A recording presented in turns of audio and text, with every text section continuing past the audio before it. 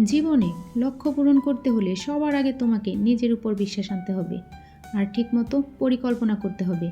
ধরো এই নতুন বছর থেকে তুমি তোমার জীবনের বেস্টটা পেতে চাও, তাহলে শুরুতেই তোমাকে আমি পারবো এটা বলতে হবে এবং পারতেই হবে এমনভাবে নিজেকে তৈরি করতে হবে। আর তারপরের ধাপই হলো সঠিক পরিকল্পনা করা। তোমার পরিকল্পনা যদি সঠিক হয় আর নিজের প্রতি বিশ্বাসটা যদি জোরদার হয়, তাহলেই তুমি তোমার বেস্টটা পাবে।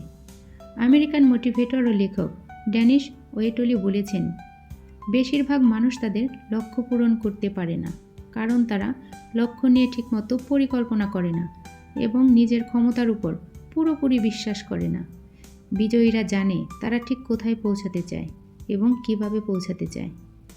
রবীন্দ্রনাথ ঠাকুর বলেছেন, আগুনকে যে ভয় পায় সে আগুনকে ব্যবহার করতে পারে না। ঠিক তেমনি তুমি যদি নিজেকে বিশ্বাস করতে ভয় পাও, তাহলে তুমি সফল হতে পারবে না। চীনা দার্শনিক কনফুসিয়াস বলেছেন, যদি কোনো লক্ষ্য অর্জন করা অসম্ভব মনে হয়, তবুও লক্ষ্য বদল করবে না, তার বদলে কৌশল বদলে ফেলো।